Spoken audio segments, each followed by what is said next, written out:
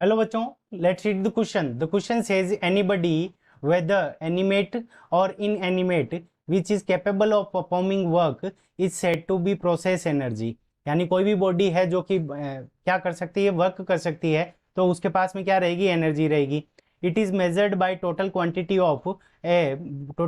Of work a body can do. This implies that there is always transfer of energy whenever work is done. ठीक है बच्चों, सो इस paragraph के अंदर हमें क्या दे रखा है कि हमेशा क्या होगा कि ट्रांसफर ऑफ एनर्जी होगा जब भी वर्क डन होगा। ठीक है बच्चों, अब on the basis of your understanding of the above paragraph and the related studies concepts, अब क्वेश्चन क्या गिवन है, an object of mass 12 kg is at a certain height above the ground if the potential energy of the object is 480 joules, its height with respect to the ground is option A 40 meters, option B 4 meters, option C 10 meters and option D is 20 meters। ठीक है बच्चों, तो इस question के अंदर हमें क्या दे रखा कि कोई भी ऑब्जेक्ट है, तो ये हमारा ग्राउंड हो गया।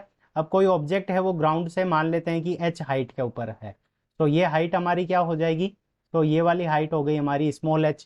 तो स्मॉल h हाइट के ऊपर है तो उसके अंदर कितनी पोटेंशियल एनर्जी होगी, पोटेंशियल एनर्जी गिवन है हमें, तो हाइट कितनी होगी ये हमें फाइंड आउट करना है। ठीक है बच्चों, तो इस क्वेश्चन को करने के लिए हम क्या करेंगे, की कंसेप्ट यूज करेंगे। की कंसेप्ट, अब देखो की कंसेप्ट के अंदर हमारा क्या हो जाएगा कि जो पोटेंशियल एनर्जी होती है P, ठीक है बच्चों, सो पोटेंशियल एनर्जी P को हम किससे रिप्रेजेंट कर सकते हैं, mgh से रिप्रेजेंट कर सकते हैं। किससे, mgh से रिप्रेजेंट कर सकते हैं। m क्या हो जाएगा, यहाँ पे मास हो जाएगा, g क्या हो जाएगा, ग्रेविटेशनल एक्सीलरेशन, और h क्या हो जाएगी, हाइट हो जाएगी।